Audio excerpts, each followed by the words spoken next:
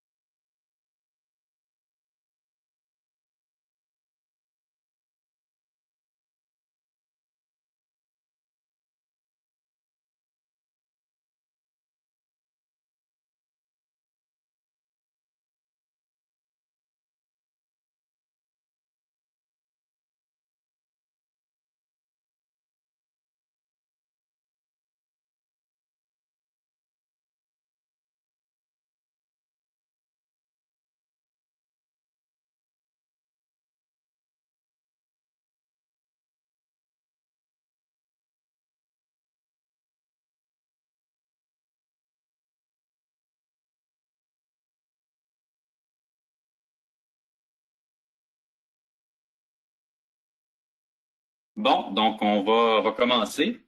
Donc, tout d'abord, merci à tous d'être présents encore aujourd'hui en grand nombre pour notre webinaire sur les régulateurs de pression. En fait, on a des gens qui nous suivent même de semaine en semaine et puis on est vraiment content de vous avoir là, au fil des semaines avec nous. On a déjà notre 5e webinaire de notre série de présentations qu'on donne Spirax Sarco cet automne. Mon nom est François Tremblay, je vais être votre présentateur pour aujourd'hui. Je vais être assisté de mon expert régional, Richard Forbes, qui va venir se joindre à moi à la fin pour une période de questions. Donc, au fur et à mesure de la présentation, on vous invite à nous laisser vos questions dans le chat et puis on va les adresser à la fin. Donc, le but de la présentation d'aujourd'hui, c'est de présenter une composante qui est très courante, qui se nomme le régulateur de pression, ou on va parler souvent de PRV dans le jargon. Il y a plusieurs précautions à prendre pour réussir la sélection et l'installation d'une bonne station de réduction de pression, parce qu'au-delà de bien réguler la pression et le débit, donc il y a d'autres choses qu'il faut regarder. Il faut aussi que la station soit sécuritaire. Ça prend également aussi les bonnes composantes pour en assurer la durabilité au fil du temps. Donc, c'est un petit peu ça qu'on va venir regarder aujourd'hui dans notre webinaire. La présentation va durer, je vous dirais, approximativement une demi-heure, donc 30 minutes. Puis à la fin, on va prendre un 10-15 minutes pour répondre à vos questions. Donc, comme à l'habitude, écoutez, on va se présenter avant de commencer. Donc, Richard Forbes, qui est mon collègue expert régional, qui est chez nous depuis maintenant plus de 30 ans, qui cumule plus de 35 ans d'expérience dans l'industrie de la vapeur. Donc, Richard a touché à toutes les différentes applications. C'est pour ça aussi qu'aujourd'hui, il est notre expert, il est notre ressource, même aussi notre mentor là, pour l'Est du Canada au niveau technique. Et puis, deuxièmement, il y a moi, votre présentateur, François Tremblay. Ça fait déjà plus de 16 ans que je suis Spirax Sarco. Je trouve sur tous les marchés hospitaliers et pharmaceutiques. J'en ai fait une spécialité là, avec le temps. Et puis aussi, je suis beaucoup impliqué au niveau des formations. Donc, comme aujourd'hui, on donne des webinaires. Dans le bon vieux temps, on donnait aussi beaucoup de présentations à nos laboratoires, à nos bureaux, et puis également beaucoup de lunch and learn. Donc, je suis beaucoup impliqué là-dedans. Donc, j'aide tout ce beau monde-là, les consultants, les hôpitaux et les industries pharmaceutiques à optimiser leur réseau de vapeur depuis plus de 16 ans déjà. Donc, les présentations étant faites, on va y aller avec l'agenda d'aujourd'hui. Donc, aujourd'hui, on a séparé en 4 sections la présentation. Donc, dans le premier temps, j'aimerais regarder avec vous les considérations techniques, donc pour la sélection d'une station de réduction de pression. Donc, c'est quoi les composantes que ça prend pour faire une bonne station de réduction de pression, puis aussi, c'est quoi les recommandations au niveau de l'installation. Ensuite, on va parler de la sélection des vannes. Donc, selon la demande, selon le ratio de débit, selon les pressions, les ratios de pression. Donc, on va voir qu'il y a des différences là, selon les conditions d'opération. Troisièmement, on va regarder les problèmes courants qu'on peut vivre avec les stations de réduction de pression, puis aussi les causes. Donc, qu'est-ce qui va causer les problèmes au niveau des régulateurs de pression? Et puis, finalement, notre dernier sujet, c'est les vannes de sûreté. Donc, on va passer vraiment un léger survol au niveau de la sélection des vannes de sûreté dans les stations de PRV. Parce qu'en fait, je vous dirais, les vannes de sûreté en tant que telles pourraient faire l'objet d'un webinaire en tant que tel. Donc, on va simplement faire un survol à ce niveau-là. Station de réduction de pression, donc, juste pour commencer, pour ceux peut-être qui sont à leur début ou qui sont peut-être pas trop familiers avec qu'est-ce qu'une station de réduction de pression, on va commencer très, très simple. Donc, l'image que vous voyez là en haut ici, c'est une station de réduction de pression typique. Donc, notre régulateur, l'appareil qui fait la réduction de pression, c'est lui ici, l'équipement que je vais pointer ici. Donc, ce qu'on voit là, c'est un régulateur qu'on dit de type piloté. Donc, on voit qu'il y a une ligne ici qui vient sentir la pression à la sortie du régulateur, puis qui va faire en sorte que le régulateur va s'équilibrer selon la pression qu'on va avoir à la sortie. Donc, ça, on va en parler tout à l'heure du fonctionnement en détail. Mais les composantes typiques qu'on va trouver sur une station, la plupart du temps, c'est que dans le premier temps, on va avoir ce qu'on appelle un séparateur de vapeur.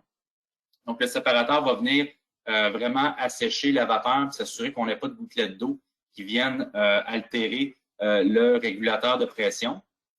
Ensuite, on va venir mettre les valves d'isolation, donc en amont et en aval, donc pour faire la maintenance du régulateur de pression.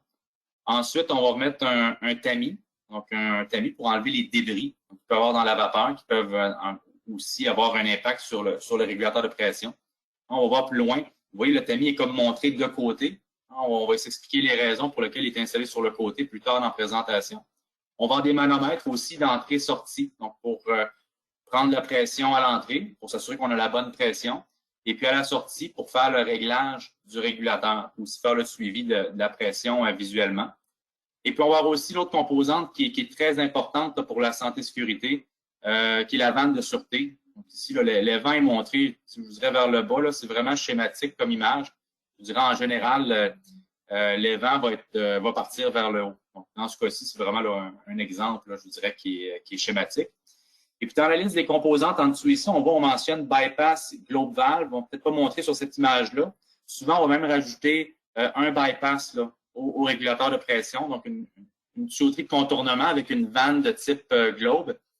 Donc, si le régulateur vient à faire défaut, on va avoir une tuyauterie de contournement qu'on va venir au moins pouvoir manuellement régler le temps qu'on fasse la réparation sur le régulateur. Ce qui est important, puis on va le voir plus loin dans la sélection des vannes de sûreté, c'est important que la vanne de type globe ait un CV égal ou inférieur au régulateur de pression. Donc, ça a un impact au niveau de la sélection de la vanne de sûreté. Donc, au niveau des types de régulateurs qui existent sur le marché, je dirais qu'il y a peut-être deux grandes, on va séparer ça en deux grandes familles, là. Ce qui est sur la gauche, les deux régulateurs ici, je vous dirais, c'est des régulateurs qu'on peut dire de type mécanique, avec ou sans pilote. Donc, sans pilote, qui est le petit régulateur qui est là en haut ici. On va parler des régulateurs à action directe. Et puis ici, on va avoir un régulateur de type piloté, comme on a vu sur l'image précédente. Donc, on voit qu'il y a un petit trou ici, là, avec une ligne de pilote qui va venir prendre la pression, le feedback de pression sur la ligne de vapeur. De l'autre côté, on va avoir les vannes de type de vanne de contrôle. Donc, on peut utiliser également sur de la modulation, sur des composantes, sur des équipements comme des échangeurs ou peu importe. Mais on va aussi les utiliser parfois sur des stations de réduction de pression. Donc, les vannes qui sont sur la gauche, les vannes de type mécanique, c'est juste retenir, c'est probablement les régulateurs qu'on va utiliser de la manière la plus courante. Cependant, ils ont leurs limitations. Faut comprendre, les régulateurs mécaniques, en général, il ne faut pas excéder certains ratios de débit. Donc, le ratio de débit est très faible, entre le débit le plus faible peuvent contrôler puis le débit le plus élevé. Ça, on va parler de ratio de 10:1 sur la pression, également aussi sur le débit. Donc, juste avoir ça un petit peu en tête, mais on va y revenir plus tard dans la présentation. C'est pour ça que dans certains cas, on va y aller avec des vannes de contrôle. Une vanne de contrôle typique a un ratio de débit de 50:1. Donc, va être beaucoup plus polyvalente. Va pouvoir aller régler les débits beaucoup plus bas. Surtout, parfois, on voit dans les entre-saisons, le printemps versus l'hiver, donc les débits peuvent varier beaucoup. On va y aller avec des valves de contrôle dans ces cas-là. Au niveau du fonctionnement, donc, juste pour regarder le premier type de régulateur, ça, c'est un régulateur qu'on dit de type à pilote. Donc, à pilote, donc on a le bas du régulateur qui est ici, puis en haut, la partie ici avec le ressort, c'est ce qu'on appelle le pilote. Donc, juste au niveau du fonctionnement, donc on a sur le dessus ici, on voit il y a une vis pour l'ajustement. Donc, cette vis-là va servir à venir comprimer ou relâcher le ressort qui est sur dans le fond, qui va agir contre la pression de vapeur. Donc, on va visser si on veut plus de pression, dévisser si on veut moins de pression. Donc, je donne un cas typique pour expliquer le fonctionnement. Mettons qu'on est au démarrage. Donc, je fais le réglage du régulateur. En général, ce qu'on va faire à la sortie est ici. On va venir fermer une valve d'isolation.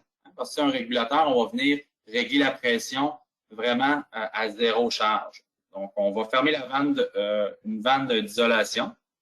Là, on va venir régler la pression désirée. On va regarder sur le manomètre à la sortie. On va jouer ici avec la vis d'ajustement jusqu'à ce qu'on ait la pression désirée.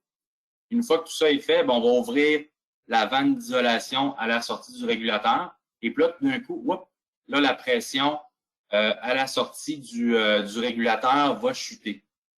Donc, si la pression chute, là, vous voyez ici ce qu'on appelle le pilote, mais il y a une petite plaque ici, puis le ressort, il appuie sur la plaque. Donc, on a la pression de vapeur qui va chuter en dessous du ressort. Donc, le ressort il va pousser plus fort que la pression de vapeur à la sortie, hein, parce que la pression chute en dessous de la pression de réglage, ce qui va faire ouvrir la valve du pilote. Donc, quand cette valve-là rouvre, ben là, on a de la vapeur qui va venir être acheminée dans le bas du régulateur. Là, vous voyez ici la photo à droite, le bas du régulateur, il y a comme un gros diaphragme en bas. Et puis, cette pression-là de vapeur va venir appuyer sur la plaque en dessous pour faire ouvrir l'orifice principal du régulateur. Puis là, on a de la vapeur qui va être acheminée dans la tuyauterie à la sortie du régulateur jusqu'à ce que la pression, dans le fond, réatteigne sa pression d'équilibre, sa pression d'ajustement. Quand cette pression-là va être assez élevée, ben là, ça va appuyer assez fort sur dans le fond, pour qu'il y ait un équilibre au niveau du ressort et de la pression qui est en dessous. Donc, ça va faire refermer la valve. C'est toujours un jeu comme ça d'équilibre, d'ouverture, fermeture entre le ressort et la pression qu'on va lire aussi à la sortie. Ici, on parle d'orifice, là, il y a un bleed. Ben, c'est sûr qu'à la fin, quand cet exercice-là est fait, au niveau du diaphragme principal, ben, il faut que la vapeur elle s'échappe quelque part. Donc, on a un orifice pour bleeder cette vapeur-là.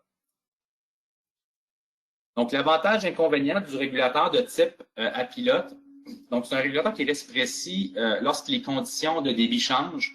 Puis ça aussi, c'est dû au fait qu'on a vraiment une grosse réaction par rapport à la variation de pression. Hein. Dans le bas, vous avez une grosse assiette, vraiment un gros diaphragme par rapport à la pression que vous appuyez sur le pilote. Donc, il y a vraiment le petit changement en pression à la sortie va créer un gros changement au niveau de la valve principale du régulateur. Donc, c'est pour ça que c'est un régulateur qu'on va souvent utiliser dans les cas où les conditions de débit vont changer, débit et pression vont changer. C'est aussi des régulateurs qui vont donner aussi une haute capacité. Donc, c'est des régulateurs qui vont donner jusqu'à plusieurs milliers de livres de vapeur.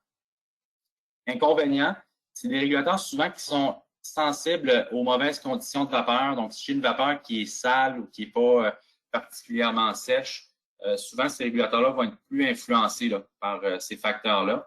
Puis aussi la dimension qui est un autre inconvénient. Donc, c'est des régulateurs qui sont beaucoup plus volumineux que d'autres petits régulateurs.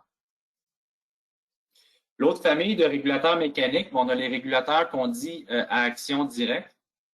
Donc, c'est un petit peu différent. Vous voyez, action directe, il n'y a pas de pilote externe. Donc, tout se fait à l'intérieur du régulateur. Donc, il n'y a pas de ligne de pilotage indépendant.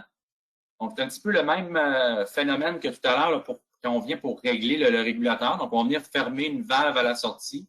Puis là, on va venir jouer. Vous voyez, sur le haut, ici, il y a une poignée bleue. Là. Donc, on va venir comprimer ou extensionner le ressort là, selon la pression qui est désirée à la sortie.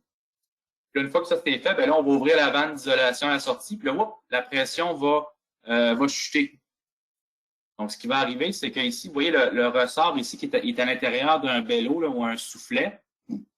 Donc là, le ressort va être plus fort que la pression de vapeur qui va pousser dessus. Donc, le ressort, il est relié, on voit ici la soupape, qui est relié à la soupape d'entrée de vapeur. Va faire ouvrir la soupape, il va pousser vers le bas. Vous voyez, la vapeur va être acheminée vers la sortie. Jusqu'à ce qu'on revienne à cette pointe de départ, notre point de réglage là, du régulateur. Une fois que ça c'est fait, ben, on va avoir notre équilibre qui va revenir. Fait que là, la vapeur va être assez forte pour repousser sur le ressort et faire fermer l'orifice.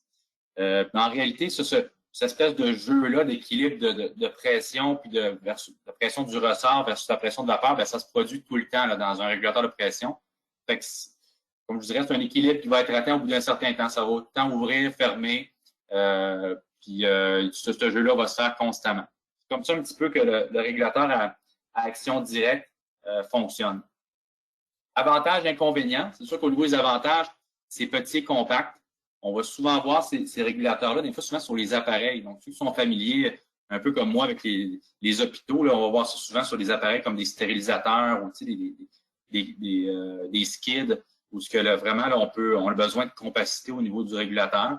C'est relativement aussi peu coûteux, donc c'est moins coûteux qu'un plus gros régulateur type vanne de contrôle ou même à pilote. Puis assez robuste quand même, qui tolère bien les mauvaises conditions de vapeur. Donc, comparativement pour ton régulateur à pilote, si moindrement on a de la saleté ou de l'humidité dans la vapeur, il va être beaucoup plus tolérant à ces conditions-là. Au niveau des inconvénients, bien, écoutez, la pression peut diminuer lorsque la demande augmente. Ça, c'est un peu ce que je vous expliquais tout à l'heure. Au niveau du régulateur à pilote, bien, on a une grosse réaction par rapport au changement de pression de vapeur à la sortie, vu qu'on a un gros diaphragme en dessous. Ces petits régulateurs-là, de type par action directe, ben, eux vont être un petit peu moins tolérants là, par rapport au changement de conditions à la sortie, de débit et de charge. Donc, il faut s'attendre, si vraiment on a une demande instantanée d'un coup, la pression va chuter d'un certain pourcentage à la sortie, qui est plus élevé qu'un régulateur à pilote.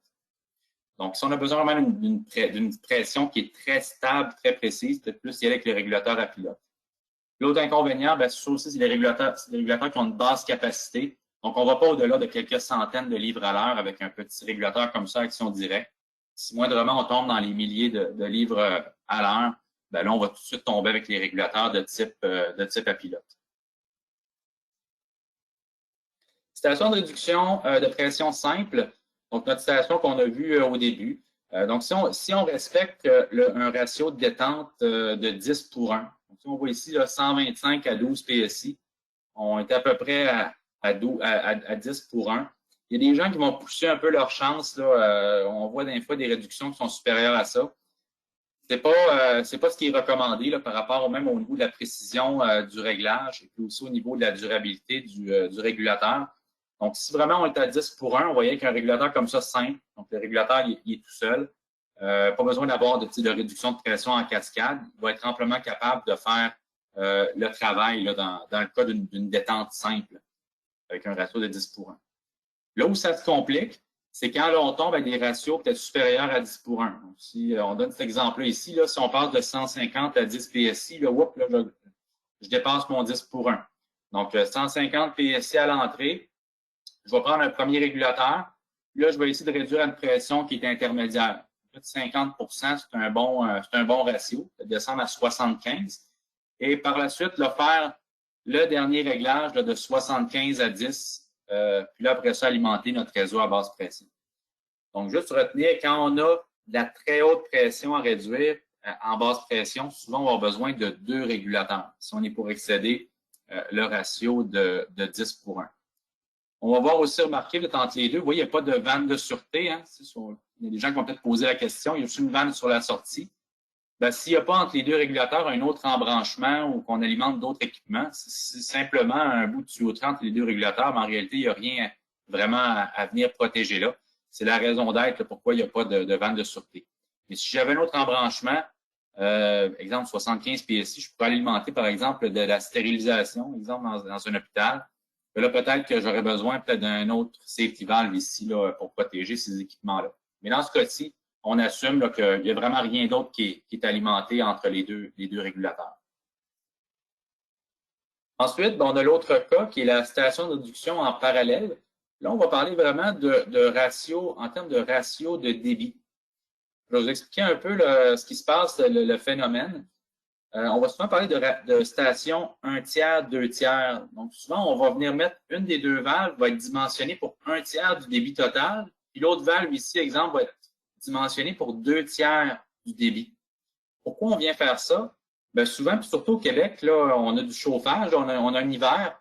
Et puis les débits entre l'hiver puis le printemps, les entre-saisons, il peut être très, très, très différent. Donc, un seul régulateur mécanique, on l'a vu, là, il y a des limitations au niveau du ratio de débit, aurait de la difficulté à rencontrer ces conditions-là.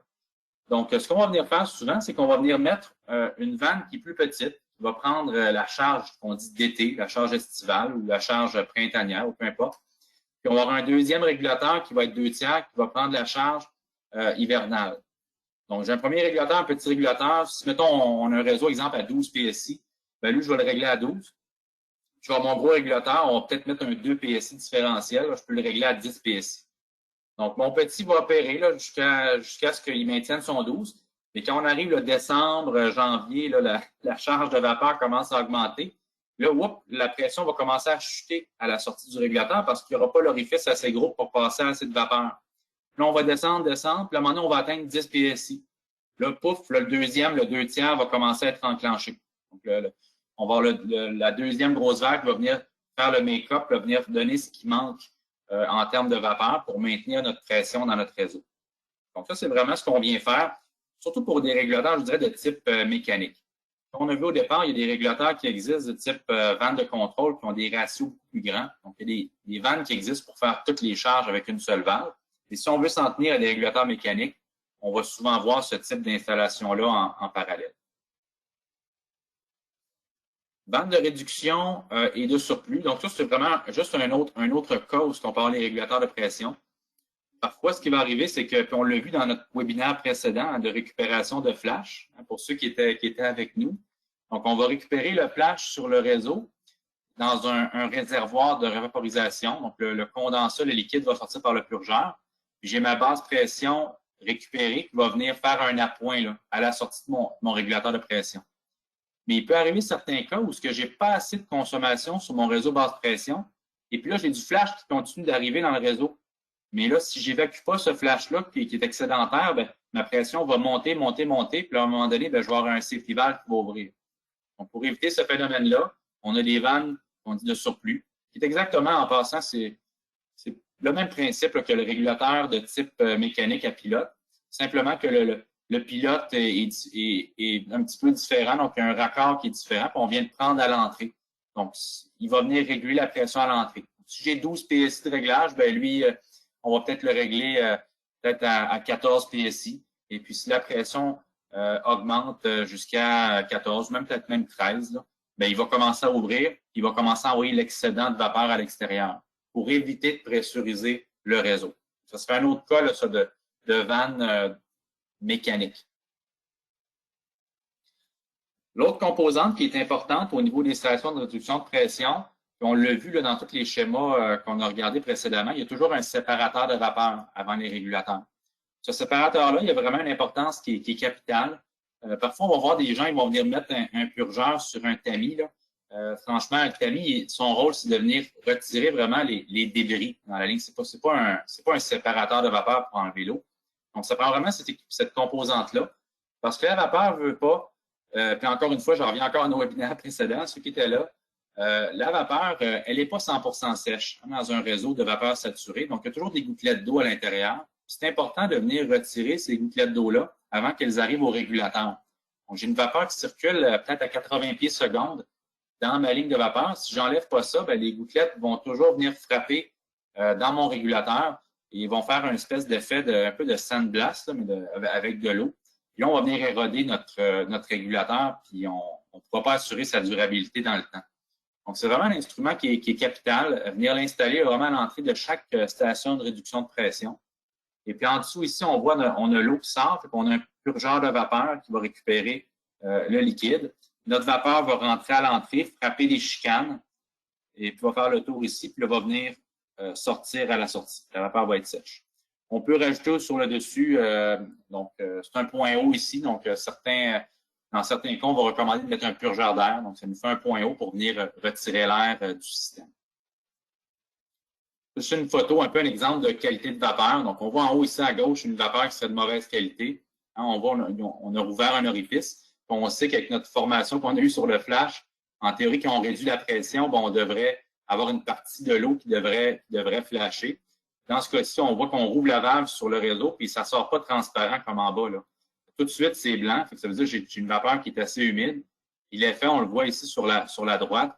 Donc, ça, c'est vraiment une section de valve là, qui a été complètement mangée, érodée par une mauvaise qualité de vapeur, une vapeur qui est vraiment humide. Donc, de là, la raison pour laquelle on met des séparateurs de vapeur. Notre fameux tamis dont je vous ai parlé au départ, qui est installé sur le côté, donc les règles de l'art, c'est vraiment de mettre ça vraiment vers le côté sur la vapeur. On voit ici en haut à gauche un exemple d'un tamis qui est vers le bas. Regardez juste la taille du tamis versus la ligne. Imaginez l'espèce de point bas que ça fait ici. Ça va se remplir d'eau. Au bout d'un certain temps, ça vient plein d'eau. Et puis là, plein de condensat, comme on voit sur l'image ici. Et puis là, la vapeur va entrer en contact avec cette eau-là. Cette eau-là va toujours venir affecter le régulateur de pression. Vraiment important là, de venir mettre les tamis sur le côté. Inutile de venir mettre un purgeur dans le bas. Hein, c'est un peu contre-intuitif. On veut sortir la cochonnerie de là. Venir mettre un purgeur pour purger ça. Il s'agit simplement de mettre le tamis sur le côté. Vous allez vous sauver également un point bas, une purge de ligne. L'étanchéité des régulateurs, ça aussi, c'est vraiment, je vous dirais, c'est un débat qu'on a souvent là, sur le marché. Vous avez peut-être déjà vécu, surtout dans les entre-saisons, des problématiques de safety valve qui rouvrent à la sortie des régulateurs. Faut toujours se rappeler qu'un régulateur, c'est pas une valve d'étanchéité. Donc, ce qui va arriver souvent dans les entre-saisons, c'est quand le réseau il est très petit. Souvent, c'est des applications qui sont un peu cul-de-sac. À la sortie, on a quelques pieds, puis là, on a l'application. Mais il n'y a pas de différence d'embranchement, puis c'est pas un réseau de grande taille. Donc, il faut se rappeler que le régulateur, il y a toujours une fuite minimale à l'intérieur. C'est métal sur métal à l'intérieur, le siège. On parle de siège classe 4. Un siège classe 4, c'est 0,01 du CV, le taux de fuite. Donc, si je coupe complètement la consommation à la sortie de mon régulateur, je n'ai pas un réseau assez étendu pour consommer cette fuite-là avec les pertes par radiation, les purgeurs de lignes, les fuites, etc. Ben, ce qui va arriver au bout d'un certain temps, ben, il y a une pression qui va se bâtir à la sortie du régulateur, puis le pouf, le régulateur le safety valve, je veux dire, va ouvrir. Ça, on va s'en apercevoir. Souvent, c'est que la charge va arrêter, exemple, pendant le soir ou la nuit. Puis là, ça va prendre peut-être quelques heures. Puis au bout de quelques heures, la pression va monter, puis le pouf, le safety valve rouvre. Donc, vraiment se rappeler que c'est pas vraiment le régulateur qui est en problème dans des cas comme ça.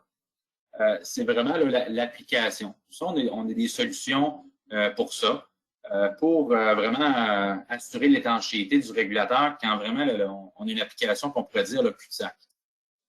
Une des solutions, ben, c'est de venir utiliser, comme on a expliqué au départ, une vanne de contrôle. Donc, la vanne de contrôle, ben, en dehors d'avoir un haut ratio de débit, d'avoir plusieurs avantages, ben, un des avantages, c'est qu'on peut venir insérer à l'intérieur un siège qui est étanche. Donc, au lieu d'avoir un siège classe 4, je peux rétrofitter à l'intérieur un siège qui est classe 6. Donc, quand ma valve va avoir besoin de fermer, bien là, vraiment, elle va fermer étanche puis à 100 Donc, je n'aurai pas de fuite de vapeur. Donc, ça, c'est une façon de régler cette problématique-là. Là, ici, bien, ça mentionne pneumatique un peu partout, mais ça existe aussi en électrique. Il y a des actuateurs électriques qui existent sur les vannes de contrôle. Pour ceux qui sont dans des bâtiments où il n'y a pas d'air comprimé. Donc, vraiment, c'est vraiment ça la solution là, au niveau de l'étanchéité. L'autre raison pour laquelle on peut y aller avec une vanne de contrôle, bien, comme on expliquait au départ, c'est le ratio de détente. Donc, tu sais, quand on n'a pas l'espace ou qu'on ne veut pas faire une vanne un tiers, deux tiers, bien, cette vanne-là peut faire là, les entre-saisons et l'hiver. Donc, on a 50 pour 1 de ratio de débit, donc il n'y a pas de problème. Ajustement de la pression fréquente ou à distance. Donc, on a pas du temps un contrôleur qui est à distance. Donc, c'est plus facile que d'aller monter d'une échelle là, puis venir jouer avec la vis. Puis après ça, regarder le manomètre, redonner encore un coup de vis. Là, ça peut prendre un certain temps qu'un régulateur mécanique. Tandis qu'avec ça, ici, c'est un contrôleur. Là. On tape le set point, puis le tour est joué. Grande capacité. Bien sûr, on peut aller des très grandes capacités. Vers le contrôle, il n'y a pas vraiment de limite là, en termes de capacité.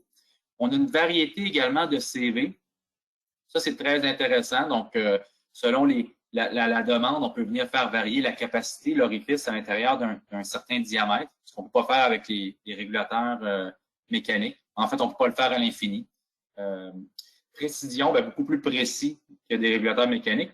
Et aussi cage anti-bruit. Donc, ça, souvent, on voit ça beaucoup là, dans les projets là, où que vraiment le bruit, on va demander souvent 85 dB, décibels. Il ne faut pas dépasser ça. Souvent, c'est des édifices à bureaux ou encore une fois dans un hôpital ou peu importe, il y a des gens qui travaillent à proximité. Il faut faire attention au bruit. Mais les régulateurs mécaniques n'offrent pas vraiment en eux-mêmes cette correction-là dans le régulateur. Les vannes de contrôle, on peut venir sélectionner une cage anti-bruit qui va être interne dans la valve. Donc, on va régler le problème à même la valve, au lieu de venir ajouter une composante qui est externe. C'est un exemple, c'est ici de montage. Donc, vous voyez, c'est pas vraiment plus compliqué qu'un régulateur mécanique. Ici, on voit qu'on a les petits contrôleurs. Donc, on vient jouer ici dans le boîtier, on vient mettre la pression. Ça, c'est un exemple de régulateur, c'est pas électronique, c'est 100% électropneumatique. Donc, il n'y a pas d'électronique là-dedans, il n'y a pas d'électricité. C'est vraiment là, tout se fait avec de l'air comprimé. Il y a aussi des régulateurs qu'on peut mettre aussi qui sont électroniques, qui existent là, dans le cas où il n'y a pas de pneumatique sur le site. Mais je vous dirais, si vous avez du pneumatique, faites-vous toujours cette faveur-là. C'est beaucoup plus peut-être durable par rapport aux températures de la vapeur, aussi même moins dispendieux au niveau de la réparation que les régulateurs de type avec actuateur électrique. L'isolation, ben écoutez, les isothermiques, c'est négligé. Ça a toujours été négligé. Les régulateurs jusqu'à tout récemment, on n'isolait pas ça. Là, maintenant, il existe des beaux jackets isolants, là, des matelas isolants qu'on peut venir insérer sur le régulateur. Donc, on envoie ici une image. C'est très facile. Là. Il y a des standards pour ça. Puis ici, à droite, on voit des exemples d'économies annuelles. Donc, je peux vous dire que ça se repaye assez facilement, là, au même titre que d'isoler de la tuyauterie de vapeur. C'est comme un bout de tuyau qui n'est pas isolé, dans le fond, un régulateur qui n'est pas isolé. Et puis aussi, l'autre chose, on va aussi aider au niveau du bruit. Donc, juste en mettant un jacket comme ça isolant, on va venir souvent réduire à peu près 5 dB le taux de bruit du régulateur. Donc, on le fait surtout pour l'énergie, mais aussi une deuxième raison peut être également le bruit. Parlons-en de la réduction du bruit. Donc, j'ai parlé du jacket 5 décibels. Dans le cas d'un régulateur mécanique, il y a des solutions qui sont externes qui existent pour régler des problèmes de bruit. Il y a des plaques perforées qui existent. On peut aller chercher jusqu'à 10 dB. Donc, la plaque perforée va venir être installée à la sortie du régulateur. On a également des espèces de diffuseurs ou des mufflers là, qui se vendent qu'on peut réduire jusqu'à 15 dB. Mais aussi, c'est aussi externe. Donc, on a installé ça sur la tuyauterie à la sortie du régulateur. Ce qui est plus facile, comme je vous expliquais tout à l'heure, c'est au niveau des vannes de contrôle, quand vraiment le bruit est un facteur, bien là, on peut venir vraiment utiliser une cage anti-bruit qui est interne dans la valve. On va venir régler tous ces problèmes-là simplement en utilisant là, une cage anti-bruit dans une vanne de contrôle. Donc, souvent, quand on fait tout je dirais les pour et les contre, du ratio de débit, mettre 2 valves mécaniques, 1 tiers, 2 tiers, régler le bruit, installer des plaques orifices, etc. Bien, probablement, des fois, juste mettre une valve de contrôle, ça peut trouver sa rentabilité. Surtout dans les stations à très gros débit, là, franchement, là, il y a une rentabilité, puis aussi la performance et la facilité d'utilisation. Problème courant qu'on peut avoir, on vous avait promis au départ d'en parler, des problèmes courants sur les régulateurs de pression. Donc, il y a 2 principales choses qu'il faut éviter. Donc, le surdimensionnement puis le sous-dimensionnement. Donc, si c'est pas l'un, c'est l'autre.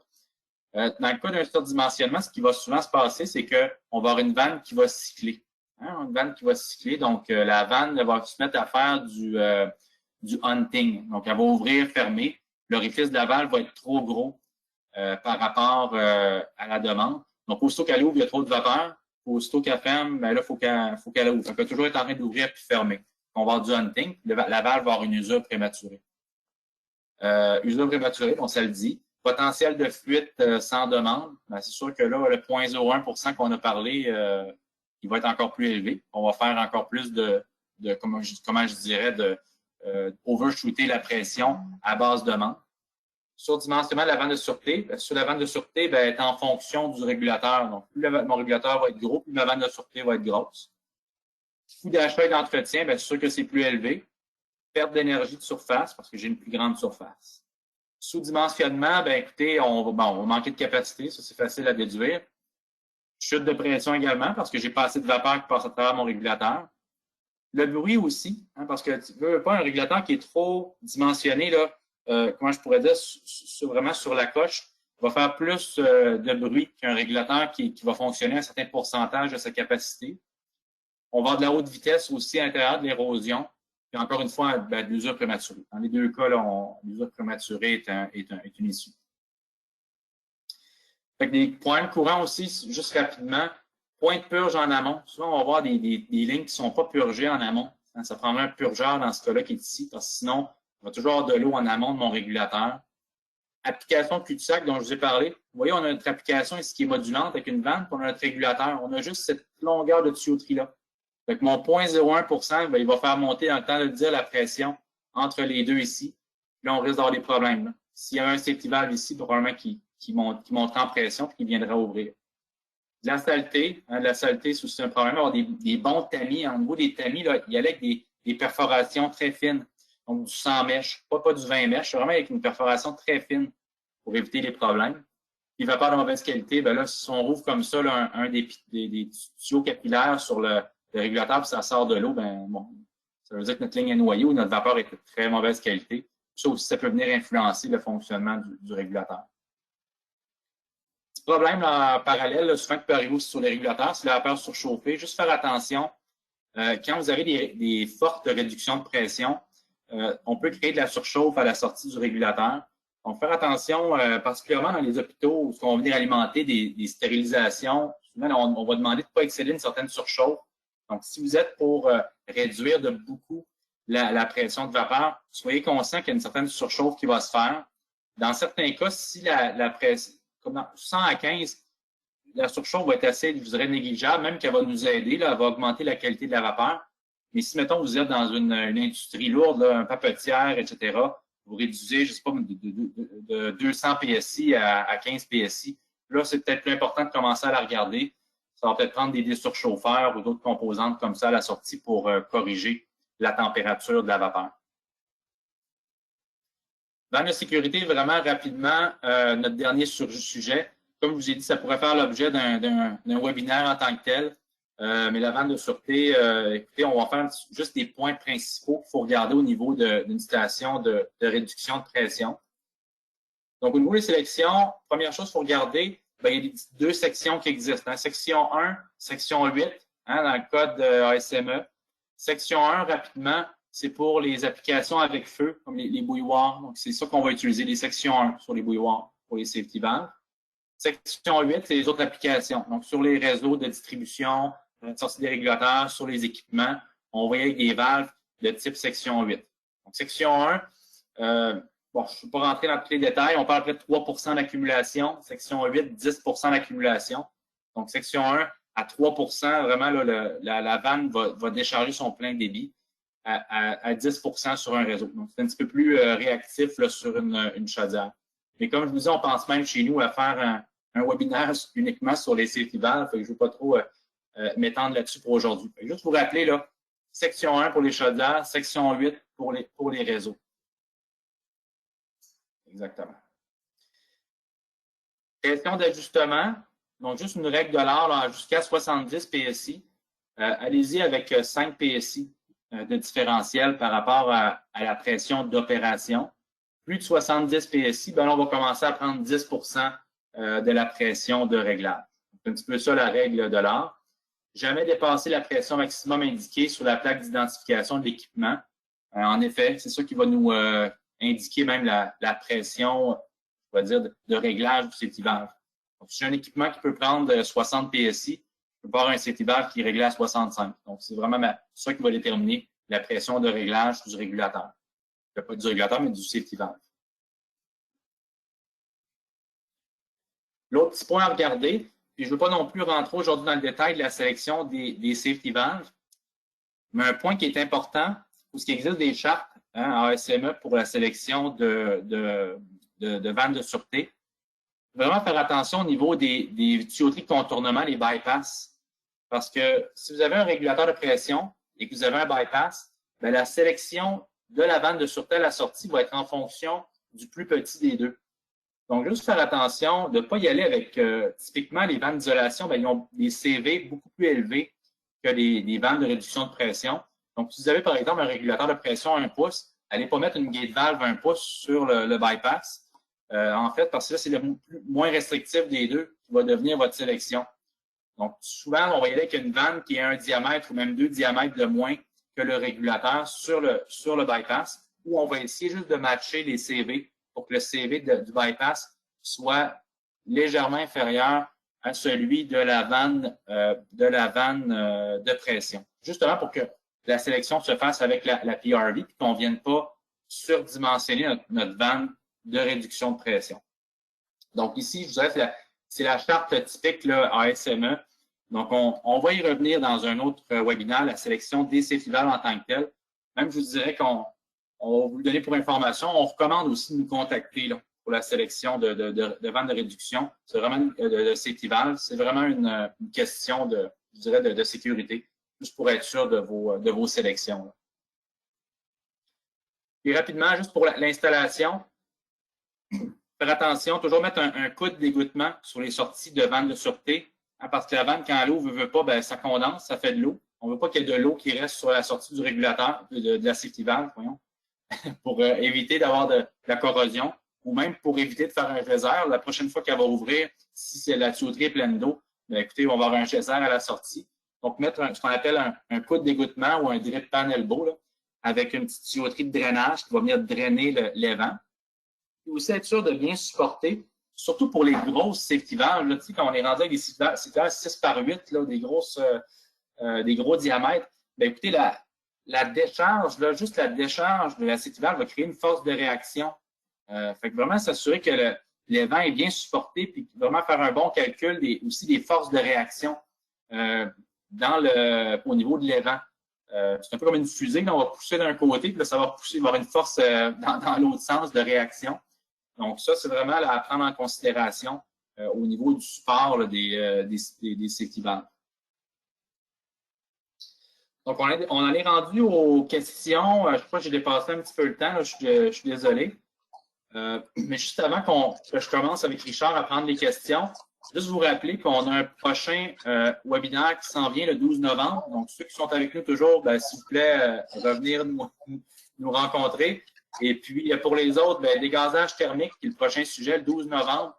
Cette fois-ci à 11 h. On ne sera pas à 10 h, on va être à 11 h. On essaie de coller ça un petit peu plus avec le lunch. Donc, les principes de dégazage thermique, l'effet des gaz incondensables sur le réseau, le besoin aussi du dégazage pour les chaudières à vapeur.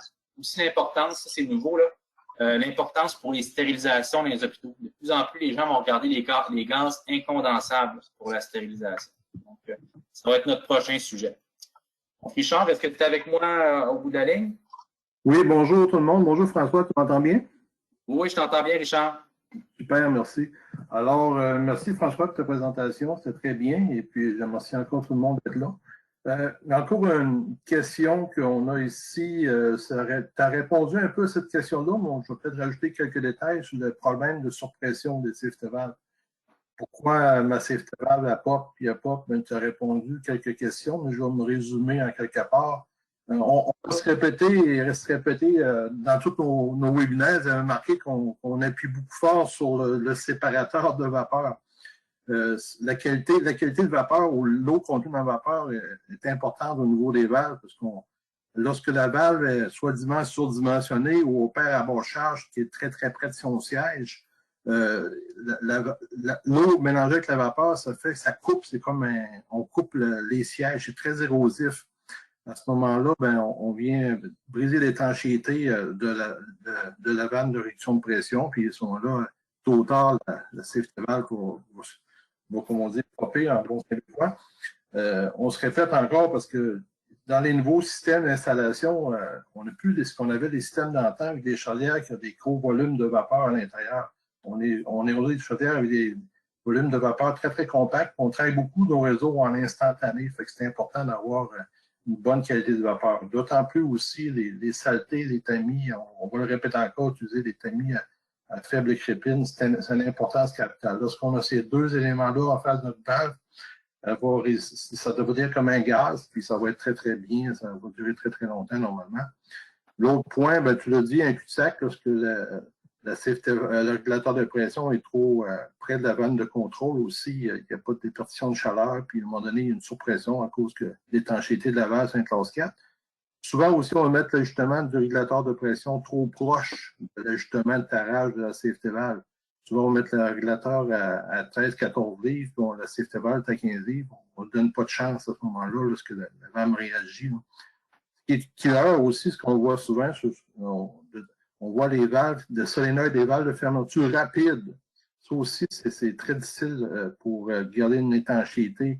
Fait que ce que je suggère souvent dans ces cas-là, c'est quand on le peut ou quand on est dans un cul-de-sac, c'est de mettre la safety valve après la vanne de contrôle ou la valve de réduction de solénoïde, par exemple. À ce moment-là, on peut isoler le système. Juste s'assurer que nos valves sont capables de prendre avec, sont approuvés CRN aussi, là.